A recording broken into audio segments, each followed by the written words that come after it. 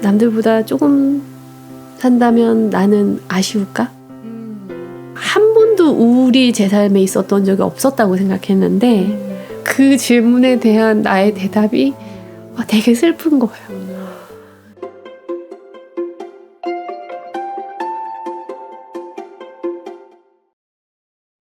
그리고 또 소장님은 그 국제 죽음 교육 상담 전문가 과정도 지금 이수하시고 지도자시잖아요. 몇 년 전이었죠? 이걸 시작한 게? 6년 지났어요. 그렇죠.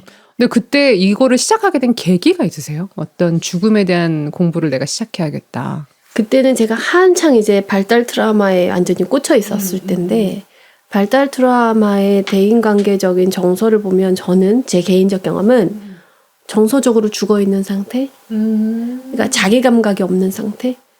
그러니까 내가 나라는 셀프 컨셉이 있어야 되는데 타인과의 바운더리가 많이 무너졌던 경험이 있었으니까 내 감정을 고스란히 느끼고 네 감정은 네 감정이어야 되는데 저 사람이 느끼는 마음이 너무 자꾸 나한테 와서 내가 거기에 책임져야 될 것 같거나 이제 이런 경험들이 어린 시절에 너무 많았었기 때문에 만약에 누가 너는 누구야? 라고 묻는다면 나는 나에 대해서 뭐라고 말을 할 수 있을까? 이런 게 제 어린 시절에 늘 고민이었었잖아요. 그래서 저한테는 이 발달 트라우마에 대해서 학문적으로 되게 많이 그때 꽂혀 있었어요. 정말 다양한 책도 찾아보고 연구자료도 찾아보고 그러던 과정에서 이제 되게 유명한 에이스 검사라는 게 있어요. 이게 우리가 그 adverse childhood experience라 그래서 역경적인 아동기의 경험을 탐색하는 검사예요. 그러니까 척도적으로는 몇 질문 없어요. 미국에서 실시한 검사였었고 1995년도쯤에 몇 년에 걸쳐서 굉장히 많은 성인들을 집단으로 검사를 돌렸었는데 첫 번째 탐색 질문은 당신이 어린 시절에 그 신체적인 정서적인, 성적인 학대가 있었는가? 당신의 부모님이 이혼이나 별거를 해서 가정생활의 변화가 극심한 변화가 있었는가?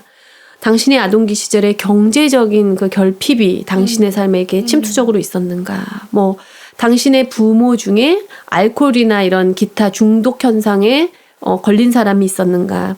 부모 중에 한 사람이 뭐 범죄자로 수배된 적이 있었는가? 그리고 되게 의미 있는 질문 중에 하나는 부부가 서로에게 폭력을 행사하는 것을 자녀로서 목격한 적이 있는가? 뭐 이런 질문들에 관련된 거였었어요.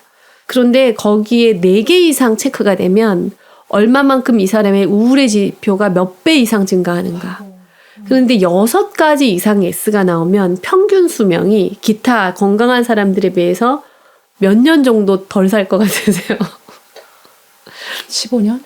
20년 가까이가 생명이 줄어들어 있다는 거예요. 근데 저는 그때 이제 그거를 우리가 같이 이제 정신학계에 있는 분들이랑 같이 우리가 체크를 해봤는데 그 중에 굉장히 이제 많이 알려지신 정신의학 쪽에 계신 분이 4개. 저는 6개였어요. 그래서 제가 갑자기 나 20년 덜 사는 거야? 나 20년 덜 사는 거야? 웃으면 안 되는데. 그때 문득 이런 생각이 들었어요. 남들보다 조금 산다면 나는 아쉬울까? 근데 한 번도 우울이 제 삶에 있었던 적이 없었다고 생각했는데 거기에 대한 나의 대답이 아들만 아니라면 아무 상관없어. 그런데 너무 슬픈 거예요. 그 질문에 대한 나의 대답이 되게 슬픈 거예요. 나는 내가 내 삶을 되게 사랑한다고 생각했는데 이게 불안해서 달려왔던 거지. 내가 진짜 내 삶을 소중하게 생각하고 이 하루하루를 탐색하고 느끼면서 살지 않는구나.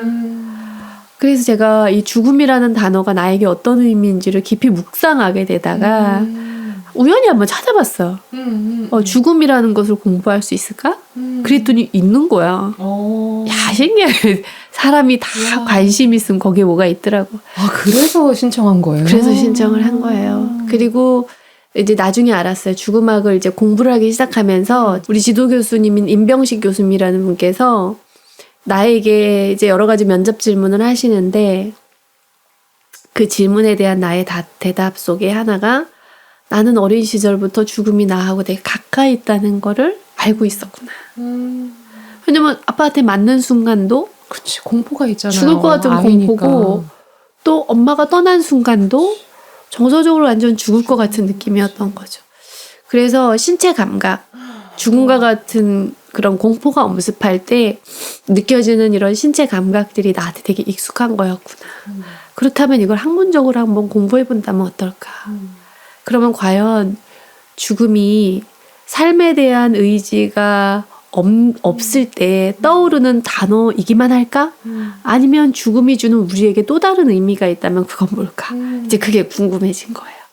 와, 그것도 정말 너무 신기하네요. 네. 참 신기하고 지금은 그 죽음학을 공부해가지고 제가 연결의 대화를 훈련하고 사람들과 나누는 이 과정이 얼마나 풍성해졌는지 모르겠어요.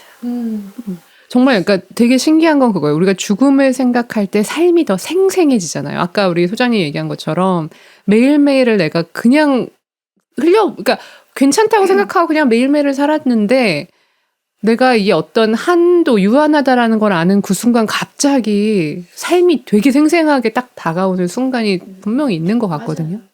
근데 이런 상황에서 저는 소장님의 이 패턴이 너무 놀라운 게 아까도 그랬지만 우리가 아픔, 그러니까 나의 어렸을 때 트라우마를 어떻게 회복했느냐에 대해서 공부했다 그랬잖아요. 심리학 공부하고, 대화 교육 공부하고. 근데 지금도 여기서 그 죽음에 대한 딱 그게 나왔을 때 공부를 시작했네요. 공부를 되게 안 좋아한다고 얘기만 하고 너무 좋아하는 거 아니에요, 지금? 이게 공부 총량의 법칙이라는 게 있는데 책에도 썼지만 공부를 너무 못했고 남들 공부해야 될 때 공부를 너무 안 한 거예요. 그래가지고 나는 공부에 질린 적이 없어. 한 적이 없기 때문에.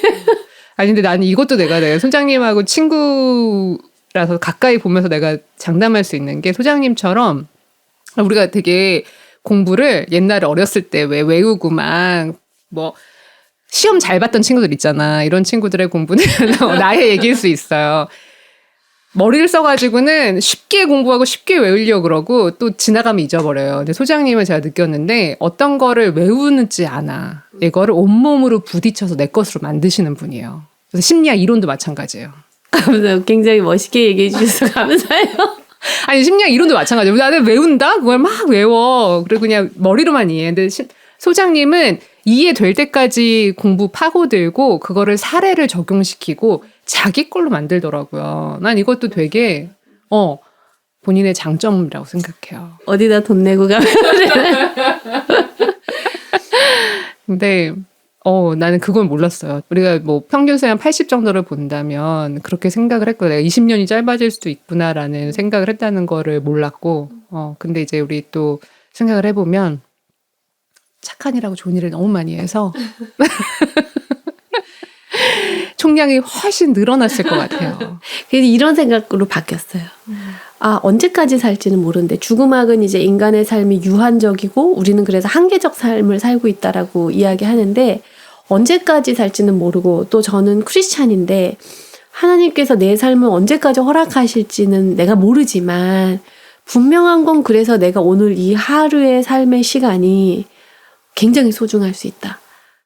자, 그럼 이제 우리 마지막 질문을 하려고 하는데요. 그래서 이 책을 다 썼잖아요. 네. 다음 소장님의 인생의 챕터는 어떻게 열릴 것 같아요? 제 삶은 바빴어요.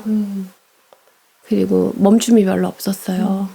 왜냐면 현실적인 많은 이유들도 있었고.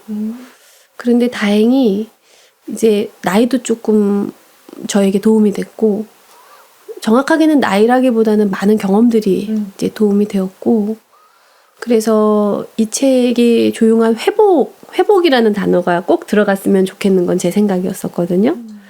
이 회복이라고 쓴 이유는 저는 회복의 시작이 침묵과 멈춤이라고 생각돼요. 제 인생의 다음 챕터는 제 삶의 순간순간, 일상의 순간순간에 휴식과 멈춤이 있을 거라는 거예요. 하던 일도 여전히 똑같이 하고 또 우리 만나서 수다 떨고 밥 먹고 예쁜 거 보면 또 구경하고 싶고 이런 제 모든 행동은 그대로겠지만 같은 행위를 하더라도 속도는 좀 더뎌질 수 있겠구나. 그리고 순간순간 멈추고 내 몸을 보고 내 생각을 보고 그런 일련의 과정들이 내 삶에 좀 있겠구나. 나를 돌보는 시간들이 조금 더 늘어날 수 있겠구나 하는 그런 생각이 들고, 이 책을 읽는 독자들도 이 책을 이제 덮을 때 이런 피드백이 주변에서 많았었어요. 책이 참 쉽거든요. 맞아요. 굉장히 쉽게 읽히지만 동시에 쉽게 읽히지가 않는다. 이런 얘기를 했어요.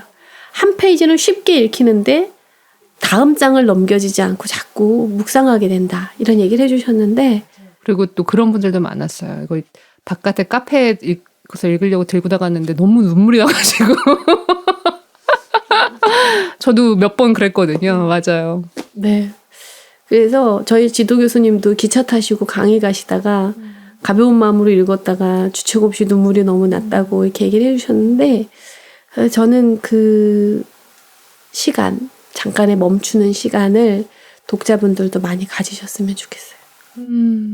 너무 좋습니다. 감사합니다, 소장님. 오늘 긴 시간 마보험에서 이렇게 함께 해주셔서 우리 또 나중에 우리 좀 이번에는 나중에는 좀 우리 말 놓고 편하게 한번 마보에서 만날까요? 네, 좋죠.